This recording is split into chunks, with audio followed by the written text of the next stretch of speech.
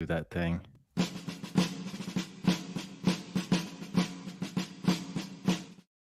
Hey, everybody. Welcome back to The Collective. We have myself, obviously, Sean's here, and our friend James Gearing is joining us this morning. Fantastic. First off, thanks very much for being here. This is going to be awesome. Now, normally we just dive right in. We were expecting Kirk and Satch to join us at some point, but they haven't arrived yet, so we'll just carry on. Anyway, we have some topics that we've been going over and just wanted to throw back and forth, but we also have some questions from a couple of days ago. So, do you have a preference? Would you like to hear a question right off the bat, or do you want to go into a topic right away? Let's start with a question. Let's do an Okay. icebreaking question. Oh, I like Nice, this. nice. James is Okay. playing. Here we go. So, a couple of days ago, we were talking about teaching people 2 levels up, in that if you, as a private, know the master corporal's job or the sergeant's job, that makes you a better private because you know what you're needing to expect, et cetera, et cetera. So the question came in, speaking to teaching 2 levels above you, how did you deal with teaching that to people that were not at the same base level and would be 4 levels below you then? And specifically, how did you tackle that challenge? Have you ever run into that, James? You want to kick us off? I don't know if I've run into that specifically, but what I have run into is the concept that just because you have in the fire service bugles doesn't necessarily mean that experience and operational professionalism goes along with it. So I think it's taking the quote from Band of Brothers, you salute the rank, not the person. I think navigating some of the egos in the fire service is a skill unto itself. So we should absolutely be just hungry for knowledge and wanting to understand, if not master, some of the skills that are above us. So I was always a firefighter. So for example, we had an engineer who was the one that was operating the engine, which I did at a level where they could ask you to do it if they needed someone. And then you have the front seat, which would be the lieutenant, which for me would be 2 levels up, which again, you understand parts of their job. And you certainly need to understand how to do that job, because if that person goes down the scene, you may need to be the one that does it. So I think not so much like I have some great prepped answer, because I don't. But the biggest challenge I've seen in the fire service navigating any rank is really ego. And some of the true mentors in the fire service that were 2 ranks plus above me would talk to me man to man, firefighter to firefighter. And some of the biggest issues I have with even someone 1 click above was the moment that they get there, they forget who they were before. And so you don't get that eye to eye anymore. So I think to answer in a very white belt manner, humility is the key to interacting and conversing with any rank, and I think if you have the humility as a low rank to want to learn higher, that's extremely important. But you've also got to have a humility at a higher rank to listen to the people who are still boots on the ground. That's a great answer. Sean, you got anything to add to that? Well, I'll start off with, that was a great answer, James. Hard to follow that. Why do you have to be so uncooperative? So I do have some thoughts, and I would say this, that for 4 levels down, it would be kind of unusual that someone would be 4 levels down while their peers are 4 levels above them, and then I've got to go in and sort that out, because that's just not how the Army works typically. But if as a warrant officer, as an example, I can teach 4 levels down to kind of private level, or not quite recruit, but a standard issue private. And usually when you're doing that kind of stuff, if you're teaching 4 levels down, the group that you're talking to is all 4 levels down. So it's rare that you would have a 4-level drop within the baseline of, let's say, a bunch of sergeants, and then someone is 4 levels below that. And I guess even more interesting to me is that sergeant that I'm talking to, amongst a bunch of other sergeants, is he really 4 levels down? probably not. So there's going to be a marked difference in the room. Let's call it a room, where in the corner there'll be a private, and then the rest of the room is full of sergeants and warrant officers. So that private already knows that they're 4 levels down. They already know they're not synchronized with the rest of the room. So it's going to be super easy to teach that individual, because they'll see the disparity between where they're at and where everyone else is 4 levels above them.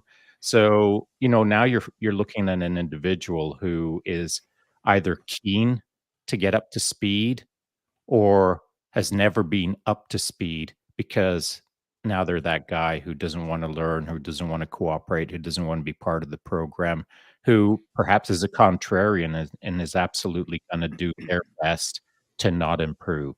And so, you're either going to get someone who's going to fight the system, or someone who desperately wants to get up to the level of everyone else, because that's what everyone else in the room is doing. And so now you're facing one of two things. And if they're a keen individual and realize that the gap is massive and they need to level up to the appropriate level, as long as you're an intelligent leader, you can get that person there pretty quickly. But if they're a contrarian, and again, if you're an inspired leader, you can also sort that out as well. So 4 levels down is a pretty extreme occurrence, is what I would say. Yeah. Yeah, I think you're absolutely right. And we actually, boom, Satch is here. What's up, Satch? What's going on, buddy? Jumping Well, in right Shazam! just like What's going that. on? Can you guys hear Good. me okay? Yeah, good to go.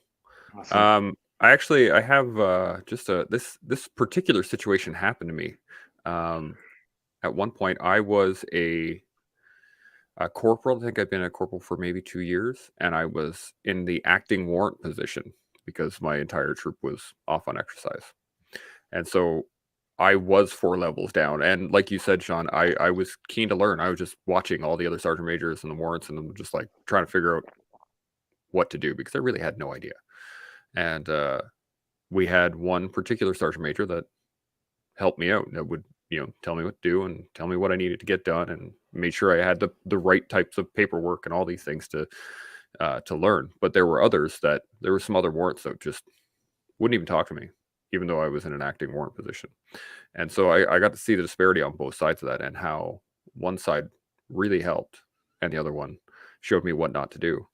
And then in a similar situation, once I became the regimental int NCM, I was working directly for the RSM as a corporal.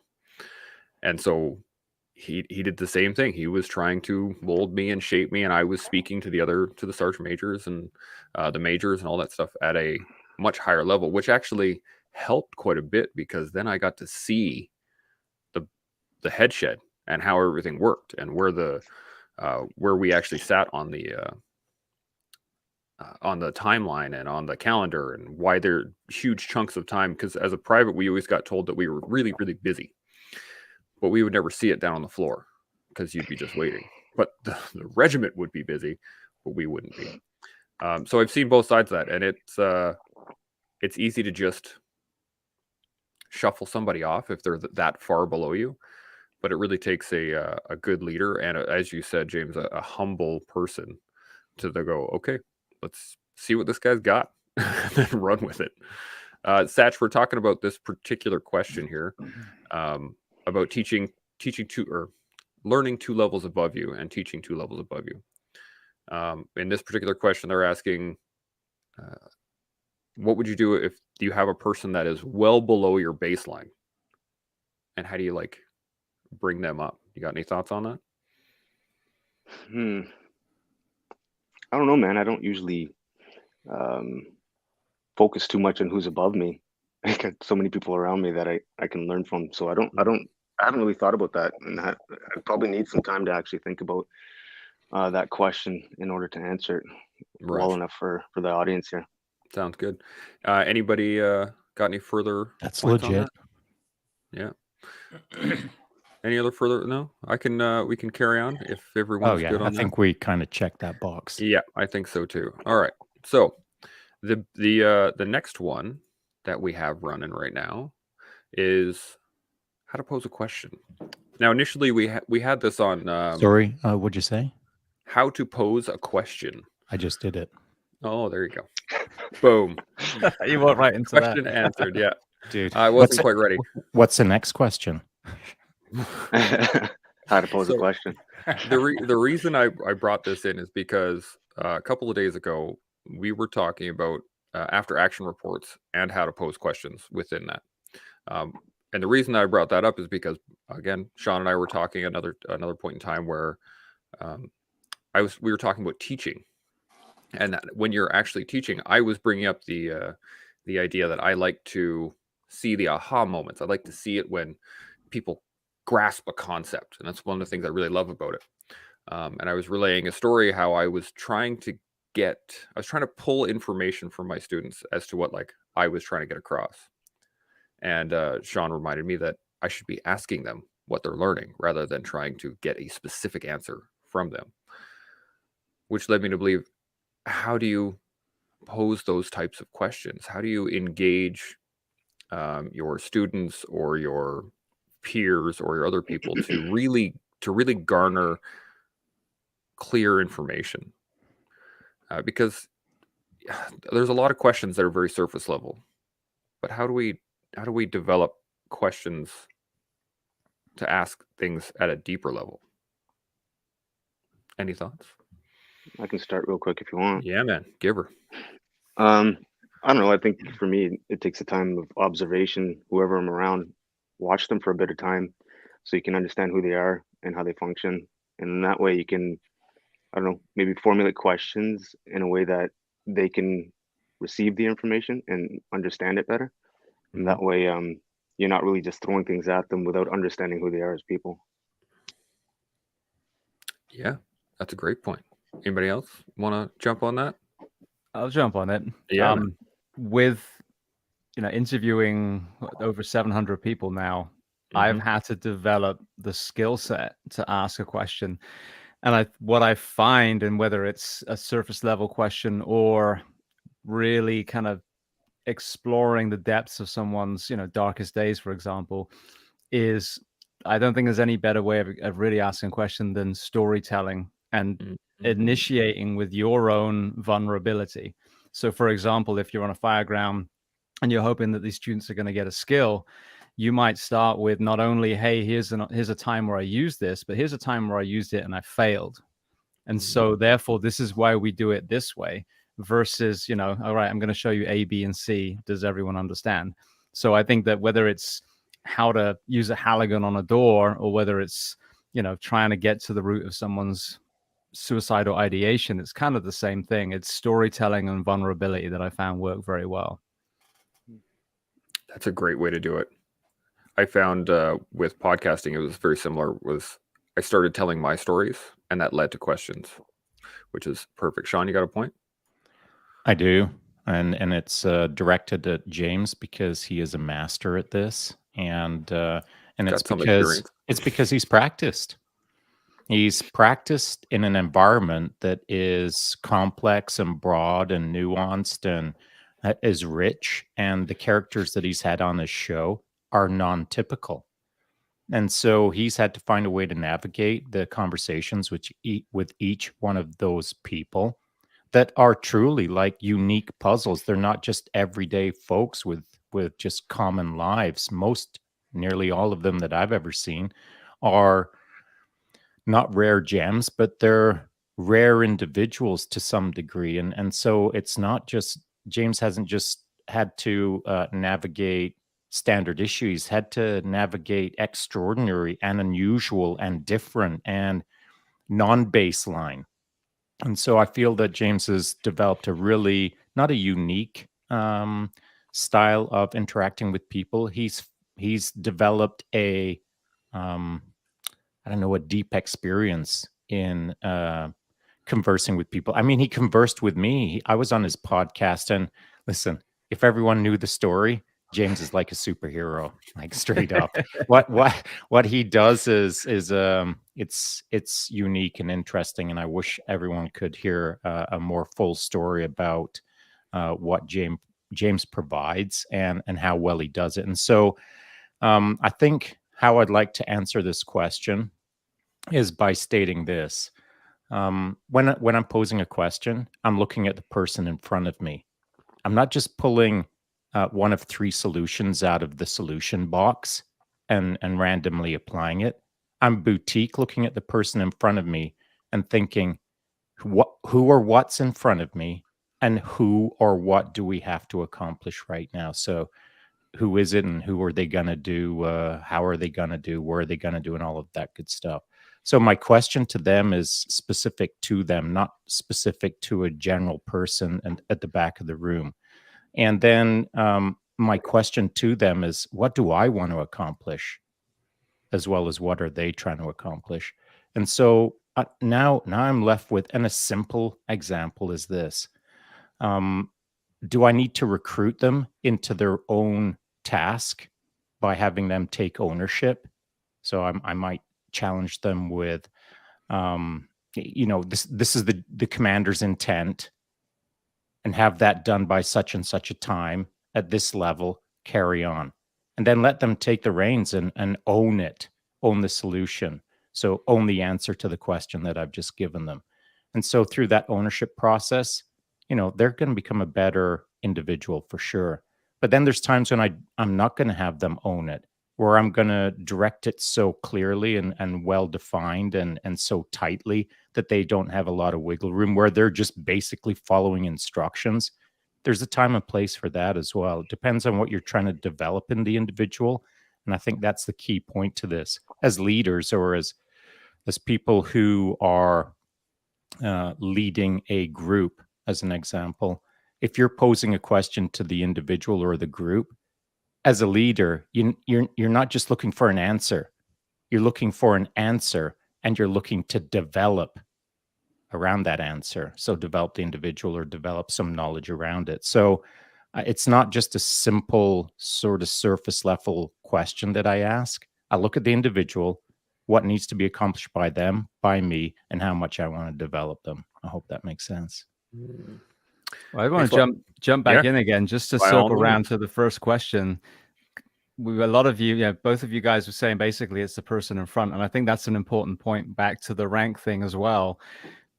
The spectrum of people that I've had the honor of interviewing, is everywhere from the elite special forces, special operations community. And bearing in mind, I'm a firefighter from England, so I've had Sierra Leone boy soldiers and dancers and models and jiu-jitsu pioneers, but they're people first. And I think that's it. Sometimes we get intimidated as well by rank, whether it's, it's people that are above us, people that are below us. It changes the way you would interact. But if you met that same person on the sideline of your kid's football game, you would just talk as two human beings. So I think that person in front of you, alongside not being intimidated by whatever label is attached to that person, is the way you get past that facade and to the real human being behind. That's a great point. I was just thinking that the the facade, I love how you put that. It's true. I was wondering if it was the persona that gets in the way a lot of times versus the actual person. Because think, everyday people, and I mean people every day all over are just people, as you said. And I think that we can all interact at a much more thoughtful level than I think the personas start to get in the way of, well, I'm this versus that, and you're this versus that. I think it's a great thought. Any further points on that? Because I got a question from the Hit it. From the collective. Let's do it. Here we go. Broad question to the group. But what was the best way you have been asked a question that surprised you? That's a good question. Anybody want to jump on that first? Yeah, sure. You're up. First surprise was, how would you do it? I mean, when are you asked that as a private? How would you do it? Or when are you asked that in basic training? Or when were you asked that? Blah, blah, blah. The first big question that made an impact was, how would you do it, Private Taylor? All of a sudden, I feel like I'm in the game. All of a sudden, someone cares. All of a sudden, I can provide my solution that may not be the same as everyone else's. And so maybe there'll be an opportunity for for some novel approach to a challenging problem that no one's seen before, or maybe there'll be an opportunity for me to learn that I'm not that smart. Either way, if someone gives you the opportunity to answer a question with, "Hey, what do you think, Private Taylor?" Now someone cares. Now you're in the game, and I think that that's um, a great surprising question for anyone who's just new to their career. As a leader, you should be quick to ask the question of anyone who's just starting on day one. What do you think, Private Bloggins? That's a great question. Yeah. Anybody else? Anybody? James, got any thoughts on that? I would mirror exactly what Shaun said. And I didn't think of this. It was listening to his response that made me go, that's exactly what happened to me. There was a guy, Peter Park, who was one of the most revered strength and conditioning coaches, humble as can be again. And I remember several times in the interview, he was asking, well, how would you coach so-and-so? What would you do? And I'm like, same exact thing. I'm a white belt coach compared to this guy. And he has, again, the humility at these ranks above to ask, because firstly, I think it's the absence of ego. And secondly, there's an understanding that if a brand new firefighter walks into my station and I happen to be an officer at whatever rank, who knows what that person did prior? Were they in construction? Were they a plumber? Were they an army medic? Just because I've got these things on my collar doesn't mean I know everything. So, and it was the same with Peter. I think he genuinely was curious. It wasn't, a token gesture. Yeah, what do I do now? But I was just blown away because I was expecting nothing but reverence, and knowledge, and I was just going to shut up. But he was such a master of his craft because he had the humility to ask other people the very question that Shaun said. And I agree 100%. As the recipient of that, it not only elevates you, but it also teaches you, hey, when you progress through your journey, don't forget to ask other people the same question. Sach, you want to Yeah. wrap us up?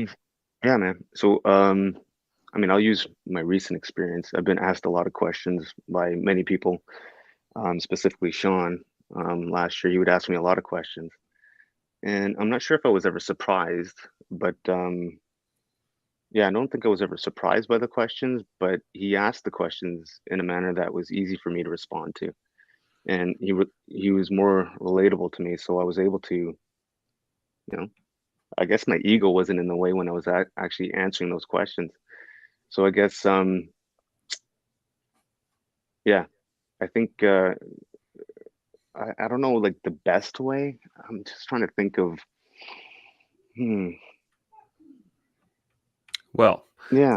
Well, No, I think it was more just maybe the go ahead, best Shaun. way was the way that I did it with you at that time, but just you. And it wouldn't have worked for someone else, perhaps in the same way, of course, because again, maybe the best way to be asked a question is a question that is carefully or boutiquely crafted specifically for you so that you feel like the question really was for you. And it doesn't feel so generic or off base or so challenging that it's not a question anymore. Now it's a brain puzzle or a brain teaser or the Rubik's Cube that you can't solve. I think the best kind of questions are the ones that make you think a little bit deeper, make you pause momentarily, and are beneficial to both parties. And so that's what I tried to do when I was communicating with Sach at the start of him starting to kick ass. I just want to. Sorry, go ahead, Shaun. But I just wanted to go ahead. So my questions to Sach were boutique, and I think that's kind of what you have to do is deal with the person in front of you like a unique person rather than just a number. Yeah, and I just wanted to touch on what James said earlier about the rank system. When I was talking to Shaun at the initial conversations, it was a bit of that too, right? Tier 1, JTF2, kind of, oh wait, well, feeling a bit awkward or whatever. But very quickly that went away, and it was more of just as two individuals having conversations. So it was, and then I like to think sometimes. So the questions that I was getting asked were thought provoking. So it was entertaining almost having conversations, and So Yeah, man. I would, And for yeah. me as well, it's an interactive process. I mean, a good question should promote a good conversation, and a good conversation should promote more questions. And so that's all we were doing was just two dudes doing it right and Mhm. in an engaging process that the other individual and yourself want more of. Yeah, and I think I've been trying to recreate that in my own on my own, just kind of meeting people and having conversations. And I think the dialogue and throwing in the questions and thought-provoking questions and catering the questions to the individual that you're speaking to in a manner that gets them to think has been helpful for me in just the interactions I've had with you, Sean, and then pretty much everyone else we've kind of met through this internet. Um, yeah, it's the conversations, the two-way conversation. It seems to be the best way, at least that I've been, you know, interacting with people. Yeah. One of the most surprising questions I've ever asked was, or had someone ask me, was basically just somebody that actually wanted to know the answer. Not like they really thought about the question. They really wanted and I think that's the key, is just like really wanting to know. Like that's the biggest part. And I think if you ask a question that is heartfelt and you want to know the answer to it, that'll surprise a lot of people. I think there's a lot of just very surface level talk. There is a little bit more to it as well. Yes. And you but for real, there is a little bit more to it, and it kind of goes like this. Look at the person in front of you. Consider the question that you're about to ask carefully so that it's a win-win for both parties, so that there's some good engagement, so that it's relatively boutique. And then the next real critical part of that question asking process, once you've asked the question, shut up and listen. Like, and not just listen like, okay, now I'm in listening mode, but I'm thinking about the next question that I'm going to ask in 3 minutes. Or, be present, man. Ask the question and then be quiet and then listen. But don't listen with your own ideas. Listen to the person that you just asked the question of, because that's why you're there. Absolutely. Guess who I have? I found him. Hey, Glenn, what's up? Hey guys. Oh, What's look up, at buddy? Glenn. We brought it. We got him in there. It's Hey, awesome. buddy. How you doing? I'm good. Really good. Good. Yeah. Awesome. Can you guys hear me and see me okay? You're Yeah, groovy, man. man. All good. So we're Best talking looking about guy here. we're talking about questions right now. We're talking about how to ask questions, broad questions for the group. We actually have 2 more questions. I'm going to throw up real quick here, and I'm going to put you on the hot seat right away. Okay. So here's an additional question for the group. What is one question you wish someone would ask you but hasn't? Oh, that's good. Right on the hot seat. Don't talk about your hair product. It's got to be glued. It's been the same hair product since I was 9. A question that I wish people would ask: who my hero is. And it's because we've all been in a position where someone goes, "Oh, you're this, or you're a hero, just being in the military or something." And I wish someone would ask me who mine is. And yeah, great question. I always ask that question. Great answer. Yeah. I always ask that question. Okay. So Well, who is who's your hero? Yeah. Who is your hero? My hero is my dad. And I think he's a lot of people's hero, but he's definitely mine. And he's ex PPCLI. He's ex ERT guy with Vancouver City Police. Was their sniper for I think like 11 years or something, and a hostage negotiator. But the one story, like he was a single dad most of his life, and that's what makes him my hero. It has nothing to do with anything he did in uniform. It's everything to do he did as a father. man, great question, great answer. Why did that he's guy just have? killing it, Why did he have to lead? I right? mean, like, why did he have to be the first one to answer this? Now, what do we do? Well, I guess you're on the hot seat now, Shaun. So You do your best in the moment. Oh, Yeah. that's not the way it should play out.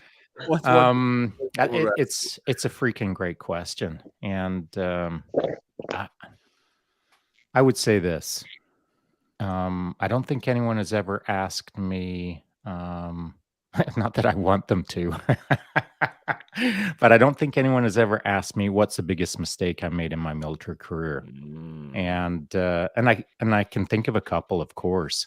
But here's the thing about any mistakes that I consider from back in the day, and if I'm still hanging on to them, like they're big deal mistakes. They're not just like, oh, I lost my parade boots, or I forgot to iron my tie. I mean, they're big mistakes that have consequences, and I'm not talking about now strategic or tactical, and I'm not talking about life or death. I'm talking about like just mistakes that I made in dealing with people that I regret. Just not being able to either lead well or communicate well or act appropriately or whatever the case is. The mistakes that I made are through lack of experience or whatever the case is. But even as a more senior leader, like I made mistakes that I regret, and people don't ask you about those things, at least not me. And I don't know if that's unique to me or not. Maybe, like, I think some people kind of look at me sometimes like I don't have a life full of mistakes, but I do. And so I don't get asked the question too often as what's the biggest mistakes you made in your military career. So, yeah. And I don't have an answer for that because it would just take too long. So that's I wish someone would ask it, but it would have to be in private. And it would have to be some time that I could sit down and explain that to someone in a meaningful way, not for me, but for them to learn from it and move forward a lifelong lesson, I suppose. Okay, well, I have a random little question on that, but do you think someone would need to understand the military in order to understand the answer to that question from you, or do you think it would be for everybody? Not at all. But the reason that I'm being a little specific about, the answer that I would give and the time that I would need, I would only give answers to those kind of questions. I'd give them to people that are ready to sit down and pay attention and learn from it. So it wouldn't be a questions and answers in front of the karaoke machine where it's a speed round where, hey, Shaun, what's the biggest? Oh, yeah, good one. And now we're off to gym. So it would have to be something that I'd need time, and I would only invest that time in a person who is worth that time, if that makes sense. Makes sense to me. Satch or James, you want to jump in on the question you wish someone had asked but hasn't? Dun, dun, I'll go. dun. Yeah, Satch, by all means. I mean, obviously everyone keeps asking me about running and all that kind of stuff as I'm training, but no one really asked me anything about my family or culture or how I grew up and more personal things. And that's who I am as well. And be nice to share that, or if someone asked the question to get more personal rather than, I mean, James did. So I mean, goes to show how good he is at talking to people. And I really enjoyed that interview, to be honest. That's awesome. And it's kind of funny because there's actually a question here directed for you, which I'm going to put up in a second once we're done here. Okay. But it's not just for you, but it's a great question for everybody too. But James, what do you think? You got a question somebody you wish someone would ask you? Actually, it's almost a bunch of questions I wish someone would ask me. And the question ultimately beneath that would be on a large platform. So Joe Rogan, whatever. Yeah. Taking Joe as an example, he's got almost 2,000 episodes. He has never had a firefighter on his show. So the questions I would love to be asked are the questions that people need to hear the answers of for what happens not only through a first responder's eyes to our own profession, but also what we see is happening in our own country. Mhm. Because you think about it, I can name, obviously, you know, in this group, multiple leaders in the military. We can name SEALs, we can name Green Berets. But when it comes to police, fire, EMS, who are the voices? Mm. And I certainly don't consider myself, you know, someone who's trying to be the voice, but we just don't have any voices. So I would love to go on, for example, the Joe Rogan podcast and be asked, you know, why are our first responders dying? You know, what do you see on the health, mental and physical health of our nation? You know, why are we having violence in our schools? You know, tell me about homelessness, because we see the reality behind the curtain and no one ever asks a firefighter, a police officer, those kind of questions. And it's such a waste, because we'll have people in suits and ties, you know, mouth off about these topics all day with no understanding and no experience whatsoever. So I wish that myself or another, you know, first responder who has been able to really get a very wide view of, you know, the professions around the world, be a spokesperson for our community and kind of pull the facade off some of the things. Like a perfect example, the obesity epidemic. Mm. We have doctors' offices all over the country that say, you're fine now. Your blood pressure is within normal limits, because they gave you a pill that tricks the system. They didn't address the underlying issue. So who sees those poor people when at the end of life? We do. My ugly face has been seen many times as someone goes towards the light because we couldn't save them. It was too late. So I think that's it, is we are, you know, people say the word silent professional. I think a lot of first responders actually are silent professionals too, and we're too silent. And it's and the converse is the TikToking, dancing cop that, you know, you're just like, oh, for fuck's sake, that's not what I was talking about. So there's a middle ground where you can actually disseminate what we see and show people, okay, this is what's really happening mentally, physically, etc. And I think it would be an invaluable perspective for a lot of people in and out of uniform. Yeah, I agree. And I think I think that's why podcasts are becoming such a popular medium, is because you get to hear the actual story. It's not just the 15 minutes or 5-minute blip, you know, where they have a chief firefighter who's on the news because something bad happened. And it has the ability to really develop answers and questions and go into the depth of what that actually means. I did have a question though, because Shaun said something very similar in that people don't want to, I can't say people don't want to hear about it, but it's very rare that it's asked about the negative stories. Do you think that's because people want to hear the super motivational, yay, this is awesome? You know, when you hear about tier 1 special operators, they don't really want to hear about the, you know, slogging through another PT session or going to the gym again, or, you know, this is what I ate. They want to hear the heroic, I went down this tunnel and then we came around a corner and we shot 7 people, and like that. It's all about the exciting stuff. Same thing, I think, with firefighting, with paramedics. It's all about, you know, saving lives and rushing through traffic with your lights on. But the harder side to that, I don't know if people really want to face that. Do you guys have any? Do you think that's Well, I know I accurate, don't wanna. Nor have I ever wanted to, but here I am, freaking facing it. Because not too long ago, in fact, this week, someone said to me, "Dude, you're like the tier 1 vulnerable guy. You're like the guy who's making himself vulnerable in front of the internet." Yeah. And I am. I'm trying to anyway. And I'm not doing as good a job of it as perhaps other people could, but I'm doing a better job now than I was a year ago.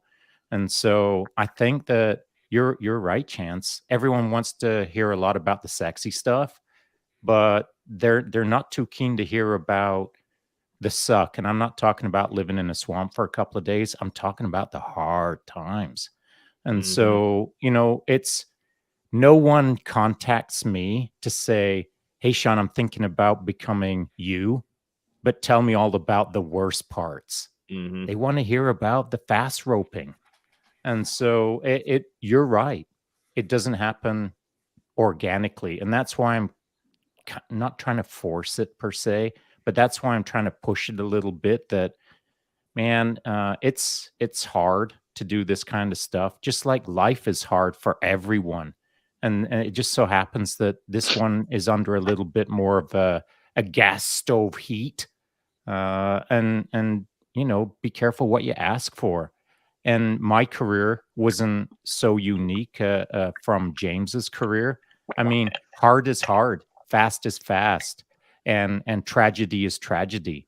And so it doesn't matter what uniform you're wearing. You don't even have to be in a uniform. It doesn't matter who you are. You can face all of the challenges that I faced while you're working in a grocery store. So, I think that I'm making an effort to address some of these things in a fuller way so that people just don't see all the fireworks and the sexiness of tier one. Well, just to jump in as well, I think the answer is to not just pose doom and gloom. I mean, the mental health story is a perfect example. Okay, we've got people now, Shaun Ryan Show and some other ones that are really blowing up, like, wow, this person was a SEAL or whatever, and now they're crying, which has happened on the show so many times on my show, and it's so powerful. But if you leave it at, oh, you can get over or you can live with your PTSD, that's not a very inspiring message at all. But I think what really pulls people in is like, hey, this was this operator, or this was this firefighter, or this was this housewife, and they went to this dark place, but here's what they found, and here are these tools they used to build themselves up, and now they're even stronger than they were before. Well, this person was obese, and then they found this way of eating and this way of exercising, and now look at them. And so, I mean, Satch is a perfect example. He talked about his weight loss, and now he's a freaking uber athlete. So I think that's what you have to do, is you have to story tell. No one wants a movie that ends when the hero gets his head cut off and then the titles roll. You know what I mean? You need to have that retribution, that growth from the trauma. So I think you have to be very real, and you can pull people in. But then, whether it's physically or mentally, that's not fairy tales. There is growth from trauma when you find the right ways of healing from it, and you do then become more resilient. So I think if you story tell the whole thing, here's was my entry, it was sexy and I was running into burning buildings, and here's the low point that I found, but then here's how I healed my back, how I did whatever, and here's where I am now. Well, now you're actually going to pull people in, but that involves a longer period of time to tell that story. You can't do that in a 15-second Instagram post. Yeah, that's a great answer, because that is the inspiring story, not the influencer story. It's inspiring. So I'm trying to be an inspirer, not an influencer. And I've said that many times. And so, James, you just crystallized that whole idea very well. Thank you. Yeah.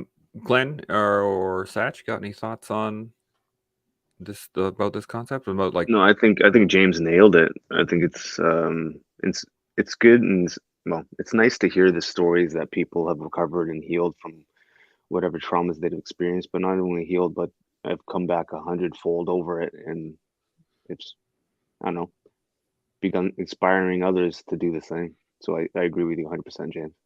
Yeah. Glenn, any thoughts? Yes, Satch and I went for a 5-minute coffee that turned into like 2 hours because we were connecting, right? Yeah. And it was, we literally went for like one coffee, and we just hung out in the coffee shop and kind of got to know each other.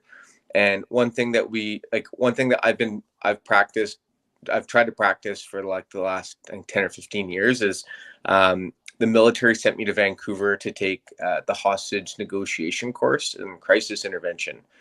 And what the main thing I took out of that was active listening.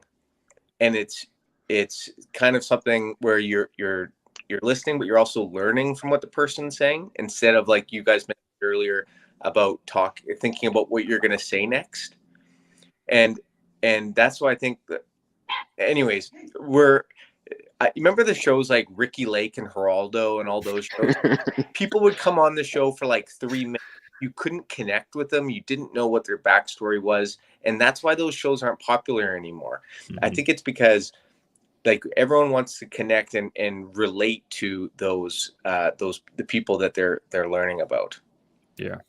I think we have the ability now too, is in that just this, like right here, we can sit here for 4 hours and we can be all over the world, and be chatting with each other. We can actually learn from each other directly. Whereas, you know, back in the 80s and 90s, those shows were popular because that's how you heard about people outside your circle, except for, you know, the newspaper or Time magazine or things like that.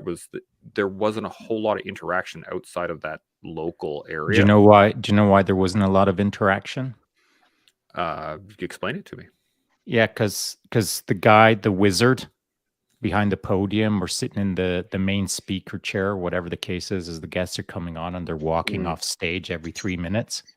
It's because it's contrived, it's controlled, it's managed, it's manufactured. And so those kind of things were designed to send a message, created well before that guest showed up. But nowadays, with this sort of thing, like tomorrow, I have no idea who's going to show up, and I don't even know what we're talking about. And guess what? That's precisely how I like it. That's precisely what we've done since day one. I don't care who or what. Let's connect. Let's communicate. Let's grow from the moment. Let's have fun. Let's win-win. But I don't want to know what I'm going to say before I say it. And that's why I think these kind of things are fun and successful and are valuable. Yeah. If you look at reality TV, watch the credits at the end, you'll see script writers. Yeah, 100%. That, you know, that's hilarious. And this is more fun. And this is more fun, anyways, right? Because like way more fun. Oh yeah. Because look, you're coming into something like, okay, I'm coming in this morning. I just came back from the gym. I come up on here, not anticipating anything, and just having fun in the moment and trying to, you know, understand the questions, understand the people, and then try to answer them the best I can on the spot. And to me, that's awesome, man. I think that's fun. It's a great time. Shaun and I have been enjoying this since we started. It's a good time. I've been enjoying watching you guys, man. It's been good. It's awesome. And by the way, because everyone's enjoying it, I wish more people would do it. I mean, Right, yeah. is there anyone in Canada that's doing this kind of thing right now? Not that I'm aware of. I mean, maybe like on talk radio or something like that, but like a bunch of folks getting together with no agenda, just like not even knowing we could be the tangent show, not even knowing where it's going to go. But it's good, man, because I've looked around in Canada and I just don't see it happening. And I wish it was happening more. So, you know, I'm not saying we've figured it all out, because we surely haven't, but we've figured a tiny bit out, and it's fun. I just wish more people would pick up on it. I think people do it, but they don't do it publicly on a YouTube platform or an IG platform. Oh yeah, they do for sure. Or live. Yeah. They do it privately on Zoom, or they'll, you know, have their own conversations like a meeting, but they're not doing it so everyone can be part of the entire process and we could all, as a collective, join in. I don't think anyone's doing it. Yeah. Well, we talked about that yesterday, was the fact that, you know, we can learn from each other as a group, and that we, you know, we're all individuals and we all have our individual stories and we all have our individual struggles, but that's why we talk as a group, is so that we actually are all here, and we can all learn. So now we have a question for Satch specifically, but just looking around my ring light here. There we go. But I think it's a good question for everybody. So the question is, what question do you think you would need to be asked to tell your full story? That one. Tell me your full story. I don't know. It's a pretty straightforward question to tell my full. I don't know. Everyone's full story is probably pretty long, right? Yeah. So I don't know. You can have to be more specific, I suppose. But full story. Fuck, man. I don't know. No clue. That's tough. Anybody else any thoughts on this? Or is everybody gonna say same? No, my answer would be this. Shaun, I'd like to hear your full story. Can you start with listing off all the mistakes you've made? Go back. But then the story wouldn't end. Ooh, that's a great point. Well, it would right up until this point, where I'll make another mistake about a minute from now. So I'll interject as well. The reason why I start my conversation basically at birth and then lead the guests forward is, I think a lot of times, you know, you come on and you're a police officer, you're, you know, a military member. Okay, so tell me, you know, when did you enlist? Tell me your enlistment story. What was boot camp like? We've missed the entire part before we ever put the uniform on. When you look at a lot of the mental health, physical as well, but certainly the mental health conversations, if you're not addressing the early years, you're missing about 3/4 of the mental health equation.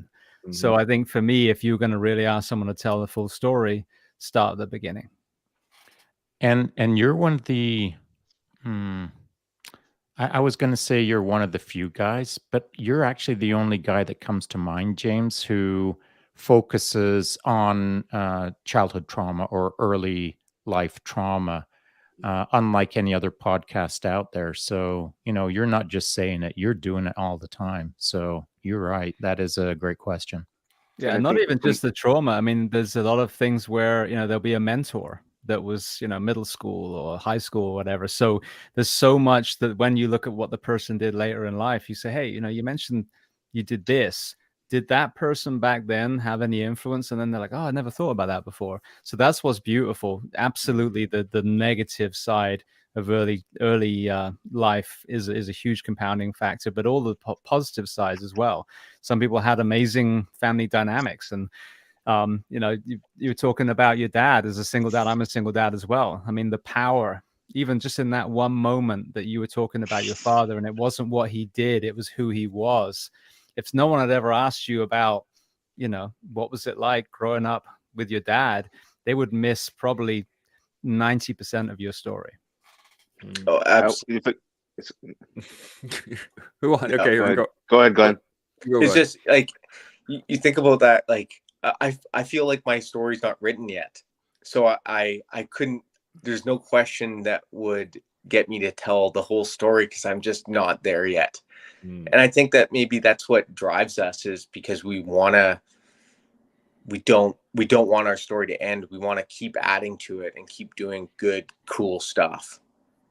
Yeah, absolutely. I can speak to my experience with being on James' podcast. That was the first time anyone actually asked me any questions, like from childhood and leading all the way up, and I really appreciate it. And actually, I had like realizations in that conversation because I hadn't even thought about things from childhood or from like my parents or family or whatever, and it was good to actually think about those things and being asked those questions, because then I had brand new realizations. It was awesome.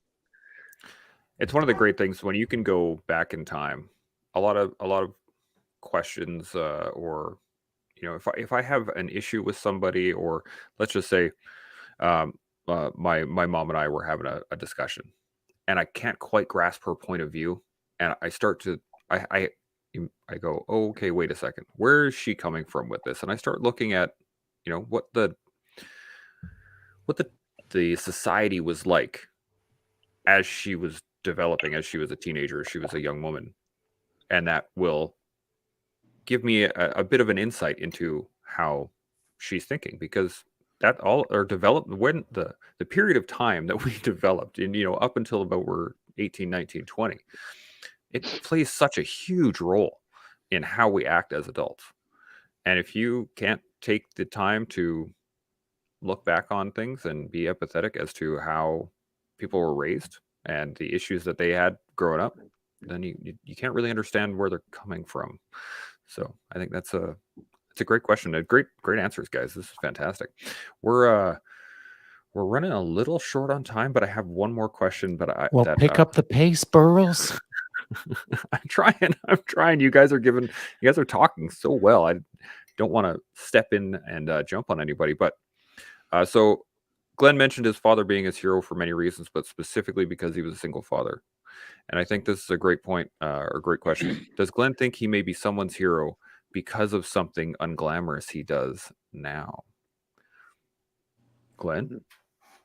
Oh, well, I definitely don't think I'm a hero, but one thing I know I do that I know I do well, and I can help a lot of people, is I own a law enforcement training company for new recruits, so they can pass the POPAT, SOPAT, COPAT, and PAIR, like the police officer's physical ability test. And I do that 3 days a week. We charge very minimal because we want to get the best people on the job. And we have great relationships with recruiting. with recruiting officers across the Lower Mainland.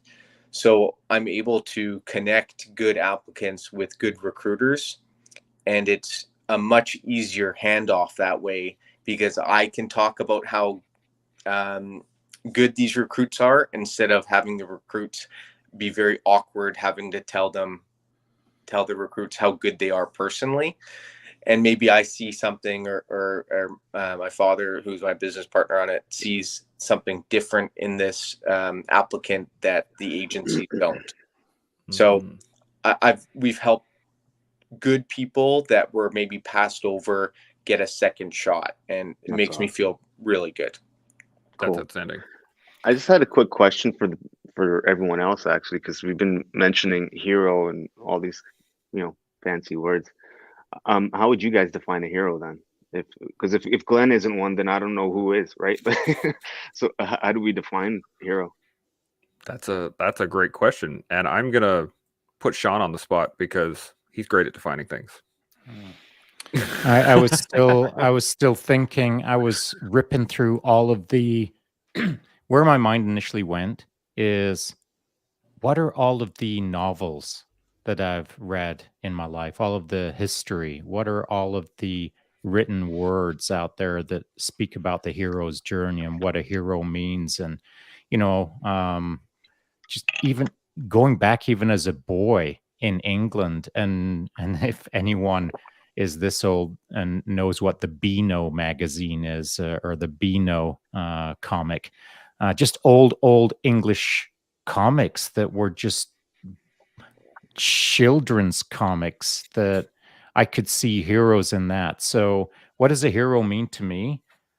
All of the cartoon heroes, and all the way through to real life heroes kind of have some common traits. And certainly one of the things that I think about, what a hero means, is a person who does something that is extraordinary, that is possible for any ordinary person to do. And so, and I'm using ordinary and extraordinary casually. And of course, in both terms, they would have to be clearly defined or better explained, as to not diminish the standard issue person, we'll say. But I think that an ordinary person who can be awesome can step up and be a hero by doing extraordinary things. And so you don't have to be like a superhero to be a hero. You can be an average person and still be heroic in the moment. Now, that's the important distinction for me. You can be heroic in the moment, in that 10 seconds or that 1 minute or that 10 minutes. But being heroic throughout your entire life, now that's tricky, because there's only so many burning buildings that you can be a hero for. And so I think the message, the white noise that gets wrapped around what a hero is, always focuses the spotlight on the individual in the singular moment. Whereas I think that a true hero is someone who does heroic things on the daily. So they're not as magnificent, they're not as newsworthy, but they're still righteous and they're still extraordinary in the moment in context of what their life could be. So I guess it's a long-winded way of saying that a hero to me is someone who ups their game constantly on the daily for all those around them. That's a great point. James, you want to, what do you define a hero as? I think it's really tacking on to what Shaun just said.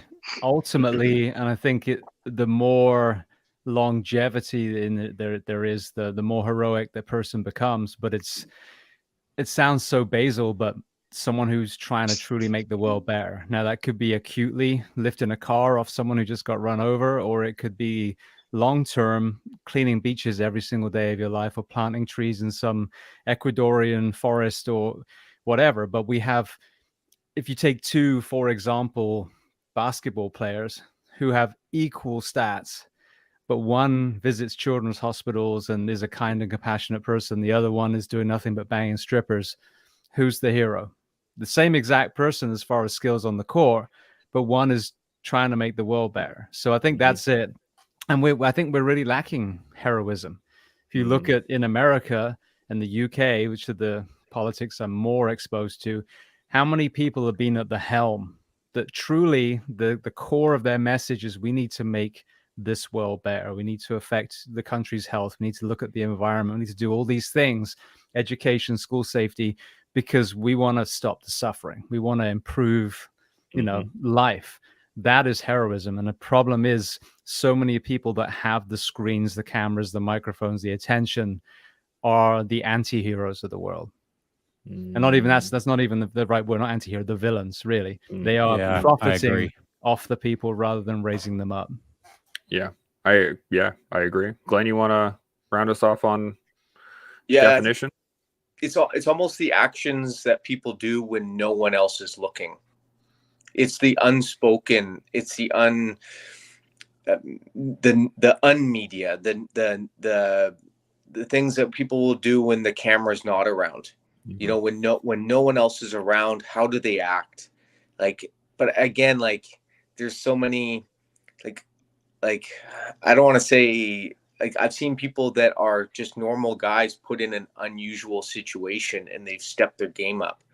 That's heroic. But yeah, you guys all make great points. I've never really thought about the person cleaning up the beach as a hero, but now I'm going, oh wow, that's amazing. They're doing that for the betterment of mankind. Unbelievable. So yeah, I can't really add anything to it, just emphasize. Yeah. I was, as you guys were talking, I was thinking about this and that, heroic deeds are almost always built on everyday heroism, right? If you do something absolutely heroic in an act, it's usually built up. It's usually a built process, right? You have lived a good life and you respect other people and you want to help out wherever you can, and you see a car accident, I need to help that person. Bang, you have a heroic act based on a life of heroism because you've lived a life in that direction. I think that, at least in my mind, that's where I was going with it. I'd just like to add one more thing so that we're super clear on this.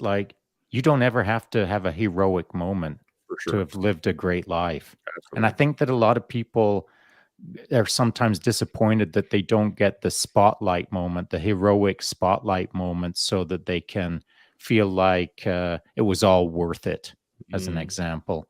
I mean, it's the overused phrase of quiet professionals. It's a great phrase for a reason, because you don't have to shoot off the fireworks every time you do something good and righteous and extraordinary.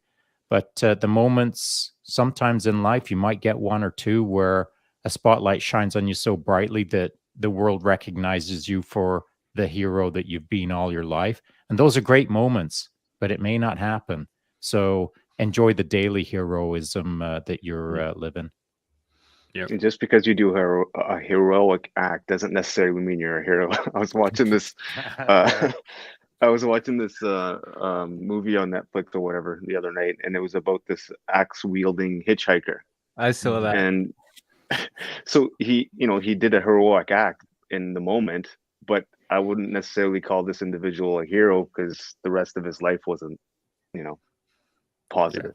Yeah. Well, he was a murderer. That's not very heroic. Not very heroic at all. No. The one thing I can do, James, you had a point? I'm sorry, I was going to add to that. There was a great documentary about firefighting a few years ago, and it was a volunteer that said this particular thing. So they featured volunteer firefighters paid on call. They're the ones with the kind of paid per call, basically, so they'll respond with a pager again, and then you have career, the ones that are paid to be there at the station the whole time. And this volunteer firefighter, who his town had to do chicken dinner fundraisers and all that kind of stuff, even to pay for their gear. He said every time a firefighter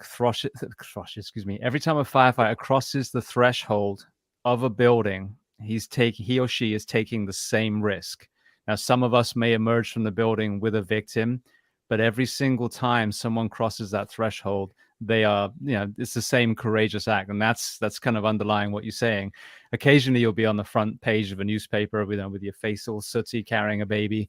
That's a minute amount, but that's really not even none of us even want that, to be honest. Only the ones that are doing it for the Mhm. right reason.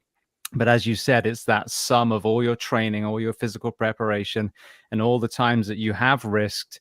And I think that, to your point as well, we're doing it. No one's watching, maybe more so now with cell phones, but no one was ever watching. But we still woke up and went to every single call. And I don't call that heroism, but I think that is selfless service, if nothing else. Yeah, couldn't agree more. And well, speaking of heroes, I just want to say you guys are my heroes. This has been awesome. This has been a great chat. Oh, We've dude, been look at doing- you this go, is wicked. finishing it off like that. Boom. Yeah. But honestly, I look around. I'm always humbled regularly with the people I talk to on my podcast, the people we talk to on here. I'm surrounded by just absolutely amazing people, and people in my eyes, the real heroes, the people who, like we said earlier, they go through the dark areas, and then they come out on the other side of it, and they turn around and they put their hand out and like, let me help. Those are the heroes in my books, and yeah, I can't thank you all enough. You guys have been awesome. This is a great chat. We're a little bit over our time here, but that's all good. We'll wrap it up for today. James, Sach, Glenn, you guys got a open invite anytime. Thanks, man. Anytime, every day. You guys are welcome back 100%. Any final thoughts before we shut her down? Anybody?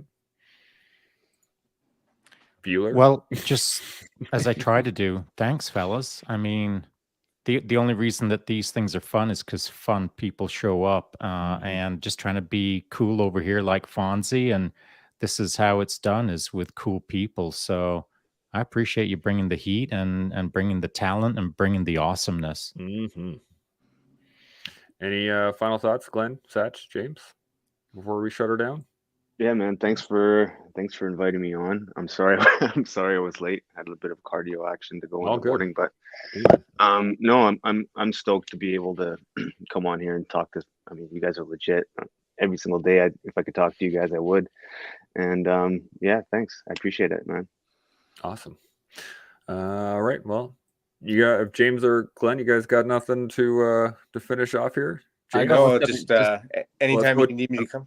Anytime I'm available. That's anytime you want me to bond. No problem. Wicked. All right, we're gonna do this every day, so we got time. We'll definitely get you in again. James? I was just going to say, I think going back to what you're saying about what works, a lot of the times that I've listened to podcasts, I love other people's podcasts, but if there's two or more hosts, especially, sometimes even a single one, kind of going with the active listening that Shaun touched on earlier, there's a lot of stepping over each other. And so at the end of it, you haven't actually really drawn out a conversation. What has been amazing about this is that you guys ask great questions to people that are watching this. So thank you so much for that.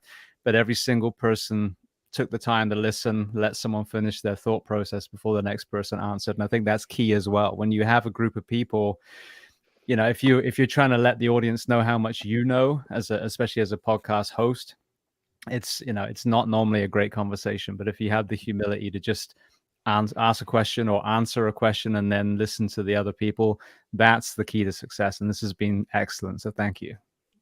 It is truly our pleasure. Truly. Dude, bringing the yeah. heat, James. Right? He might have a little bit of experience in podcasting at some point here, but so again, thank you all for it shows for sure. Oh yeah. I just want to thank everyone for being here. Thank all the audience for watching and the questions. Fantastic. Kept the ball rolling, and I think we've all learned. I think we've all built something, and we've all grown. This is fantastic. So thank y'all. We'll see y'all tomorrow. Chimo. All right. See you, Bill.